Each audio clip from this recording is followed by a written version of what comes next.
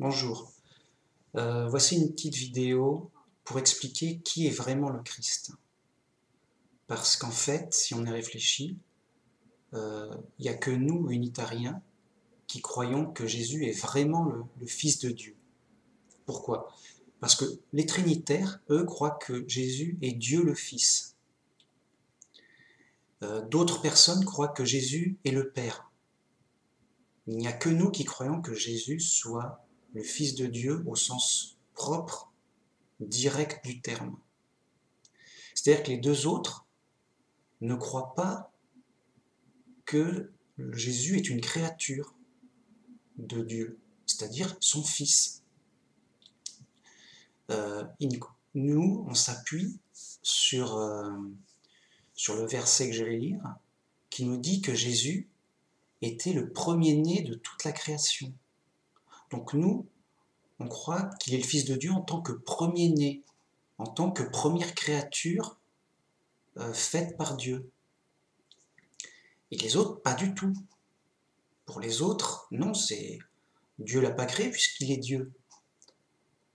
Donc, alors en quoi il est le Fils et en quoi Dieu est le Père, si l'un n'a pas été créé par l'autre? Sachant que les anges sont appelés les fils de Dieu. Adam est appelé le Fils de Dieu.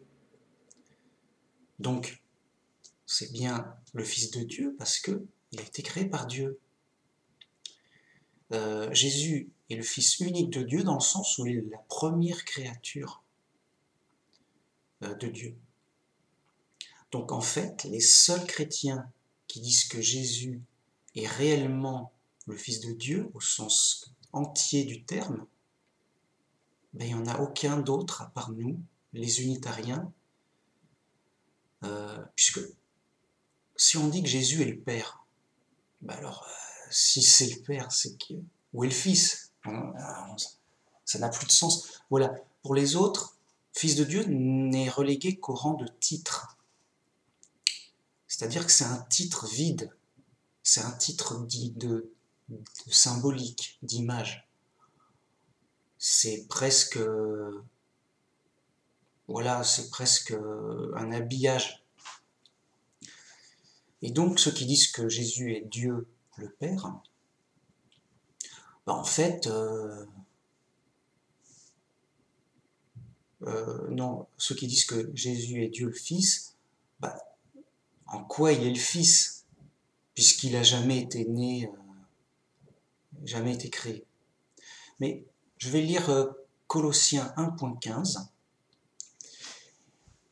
Il est l'image du Dieu invisible, le premier-né de toute la création. Car en lui ont été créées toutes les choses qui sont dans les cieux et sur la terre. Les visibles et les invisibles, trône, dignité, domination, autorité. Tout a été créé par lui et pour lui. Il est avant toute chose, et toute chose subsiste en lui. Il est à la tête du corps de l'Église, il est le commencement, le premier-né d'entre les morts, afin d'être le premier en tout. Car Dieu a voulu que toute plénitude habitât en lui. C'est tout. Il est l'image du Dieu invisible, c'est son image. Le premier-né de toute la création, c'est sa première créature. Car en lui ont été créées toutes les autres choses qui sont dans les cieux. C'est-à-dire qu'il a servi d'intermédiaire pour la création de tout le reste. Et pourquoi cet intermédiaire unique? Mais on nous le dit encore, on nous dit tout. Car Dieu a voulu, c'est ça la volonté de Dieu, que toute la plénitude de sa création habita en lui, comme contenu en lui, parce qu'il a servi d'intermédiaire pour tout. C'est tout. Afin qu'il soit en tout le premier. Donc, que vont dire les trinitaires? L'exemple type, c'est quand on leur dit que c'est le premier-né de toute la création.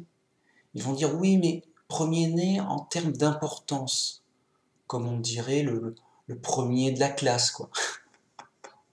C'est le premier de la classe. Donc, oui, mais premier-né. il est né. Euh, oui, mais en termes d'importance, enfin, il bug à ce niveau-là. Ou alors, voilà, ils sont obligés de jouer sur les mots pour dire autre chose. Alors, beaucoup de trinitaires vont dire, ah ah, il n'y a que Dieu qui a tout créé lui-même tout seul. Et là, on nous dit que Jésus euh, a servi pour la création, car tout a été créé par lui et pour lui. Mais oui, mais par son intermédiaire, et pour sa personne, parce que Dieu a voulu que toute plénitude habitât en lui. Alors il y a un verset plus clair dans Hébreux 1.2 concernant ce rôle d'intermédiaire unique et continuel de Jésus, c'est Dieu, dans ces derniers temps, nous a parlé par le Fils, qu'il a établi héritier de toutes choses, par lequel il a aussi créé le monde.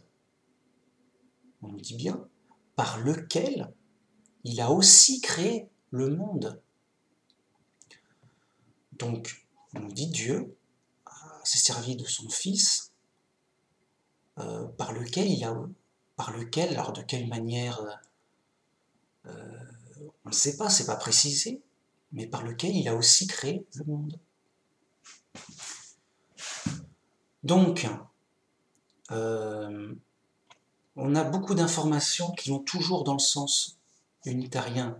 Quand on parle de Dieu, c'est toujours le Père. Et c'est toujours différent que quand on parle du Fils de Jésus.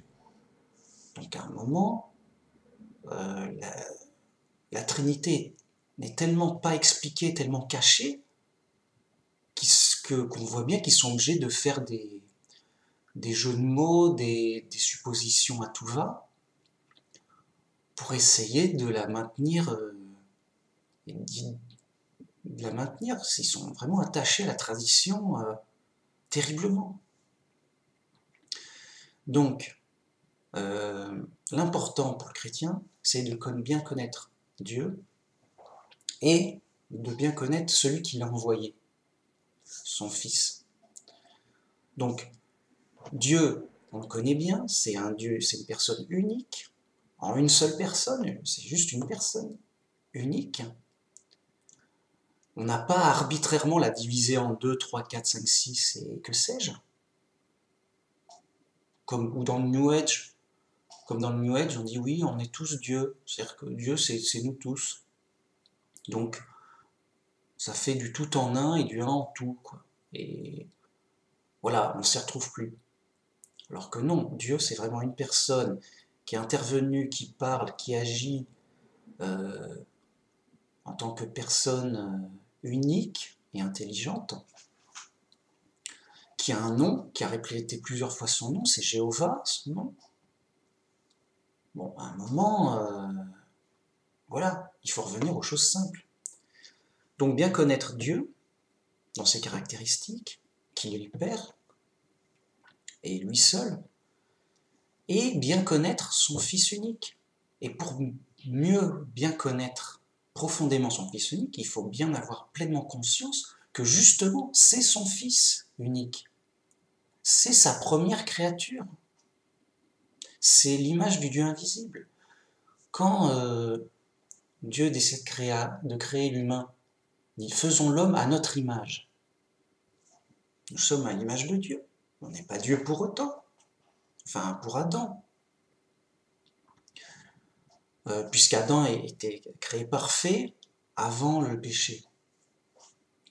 Donc il était à l'image de Dieu. Il est appelé fils de Dieu dans Luc chapitre 3.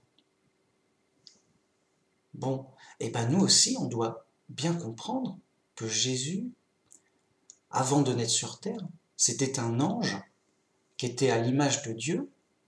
C'était le premier-né de toute la création. Et voilà.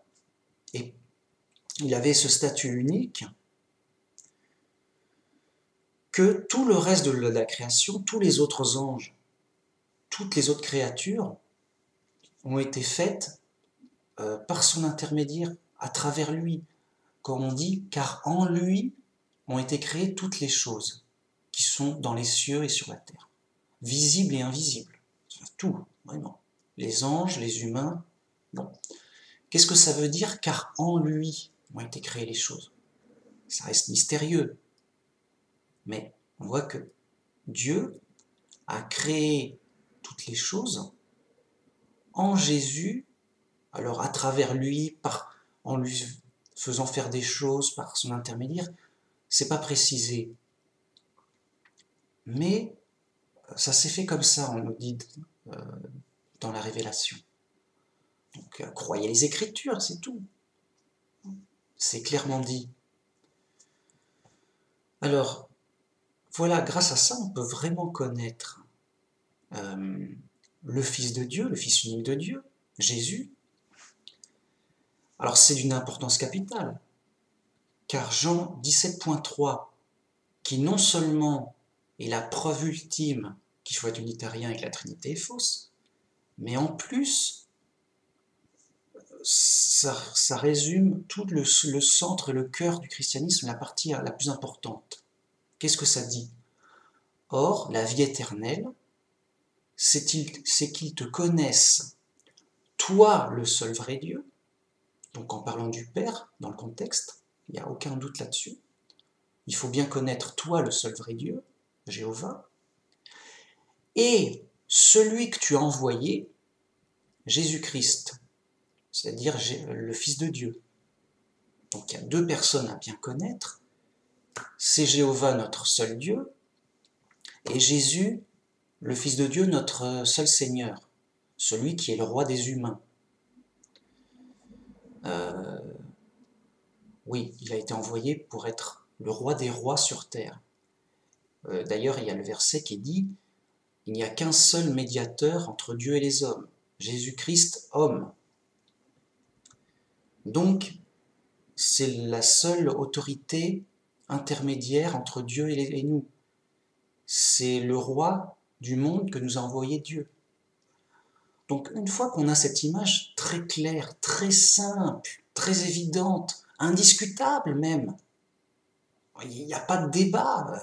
Si, il y a un débat parce qu'il y a eu beaucoup de confusion. Mais une fois qu'on fait un bon débat, qu'on pose des choses claires, c'est bon, c'est clair, c'est évident.